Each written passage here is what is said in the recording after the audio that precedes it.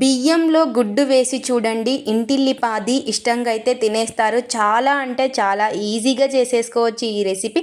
మరి గుడ్డు బియ్యంతో ఈ రెసిపీ ఎలా ఏంటనేది మీకు చూస్తేనే కదా అర్థమవుతుంది. లేట్ ఎందుకు, ఇంకా వీడియోలోకి వెళ్ళిపోదాం పదండి.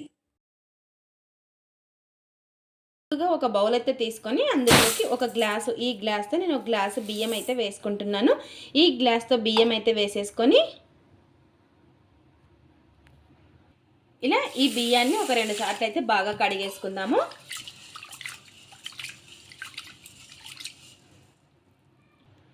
ఇలా కడిగేసుకున్న తర్వాత ఇలా మంచి వాటర్ అనేది వేసేసుకొని ఈ బియ్యాన్ని నానబెట్టేసుకుందాము.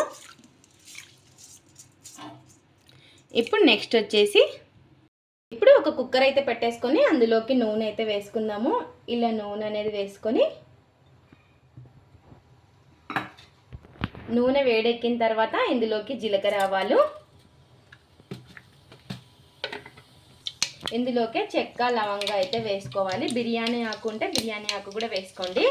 ఇలా వేసుకున్న తర్వాత ఇందులోకి సన్నగా కట్ చేసి పెట్టుకున్న ఉల్లిపాయ ముక్కల్ని వేసుకోవాలి. ఇలా ఉల్లిపాయ ముక్కలు వేసుకొని ఒకసారి బాగా కలిపేసుకుందాము.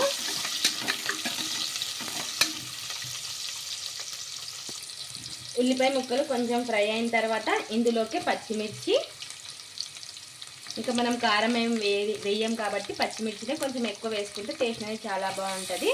అలాగే చిన్నగా కట్ చేసి పెట్టుకున్న టమోటా ముక్కలు ఇలా వేసేసుకొని ఒకసారి ఇవి కూడా బాగా కలిపేసుకుందాము. ఇలా కలిపేసుకొని ఇందులోకి కొద్దిగా పసుపు, ఇలా పసుపు కూడా వేసుకొని ఒకసారి బాగా కలిపేసుకుందాము.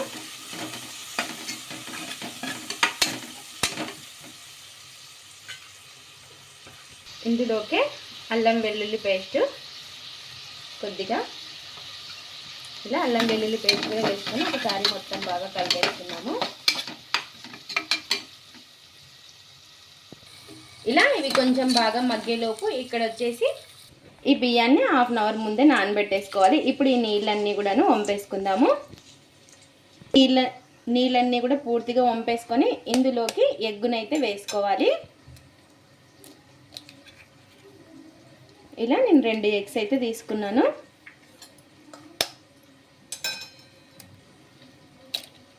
ఇలా 2 ఎగ్స్ని అయితే వేసేసుకొని ఇలా ఎగ్స్ వేసేసుకొని మొత్తం కూడాను బాగా కలిపేసుకుందాము.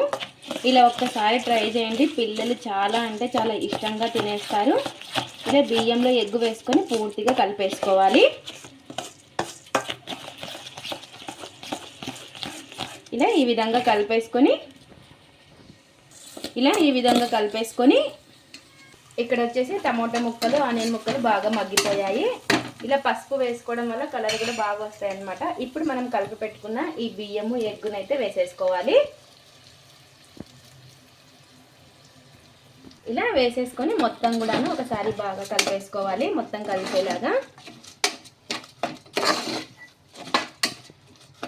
ఇలా ఈ విధంగా కలిపేసుకొని ఇందులోకి రుచికి సరిపడినంత ఉప్పు, మొత్తానికి సరిపడినంత రుచికి సరిపడినంత ఉప్పు, ఇలా ఉప్పు కూడా వేసేసుకొని మొత్తం ఒకసారి ఈ విధంగా బాగా కలిపేసుకోవాలి. ఇలా కలిపేసుకొని ఇందులోకి మనం ఏ గ్లాస్తో అయితే తీసుకుంటామో అదే గ్లాసుతో 1.5 కప్పుల నీళ్ళు అయితే వేసుకోవాలి.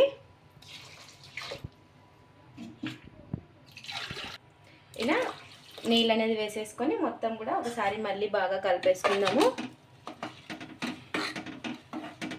ఇలా కలిపేసుకొని ఇందులోకి కొంచెం కొత్తిమీర కూడా వేసుకొని కొంచెం పుదీనా, కొద్దిగా గరం మసాలా, ఇలా ఇవన్నీ కూడా వేసేసుకొని మొత్తం ఒకసారి బాగా కలిపేసుకుందాము. ఉప్పు అనేది చూసుకొని వేసుకోండి. ఇలా కలిపేసుకొని మీడియం ఫ్లేమ్లో ఒక 2 విజిల్స్ అయితే పెట్టేసుకోవాలి. ఇలా ఈ విధంగా విజిల్స్ అయితే పెట్టేసుకోవాలి. మీడియం ఫ్లేమ్లో ఒక 2 విజిల్స్ అయితే పెట్టేసుకుందాము. ఇలా ఒక 2 విజిల్స్ అయితే పెట్టేసుకుందాము. ఇక్కడ వచ్చేసి మనకి 2 విజిల్స్ తర్వాత చూసేద్దాము. ఇప్పుడు ఇలా చూసారు కదా, ఎంతో టేస్టీగా ఉండే ఎగ్గుతో కొత్త రెసిపీ అయితే రెడీ అయిపోయింది.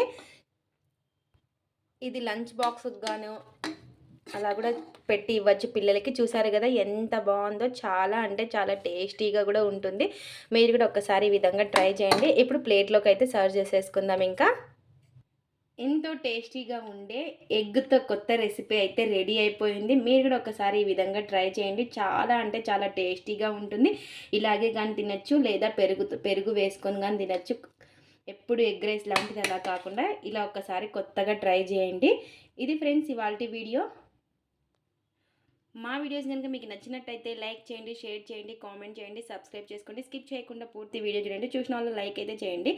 అలాగే ఎగ్తో కొత్తగా రెసిపీ ట్రై చేసి ఎలా వచ్చిందో కామెంట్ అయితే పెట్టండి. Thanks for watching. Bye bye.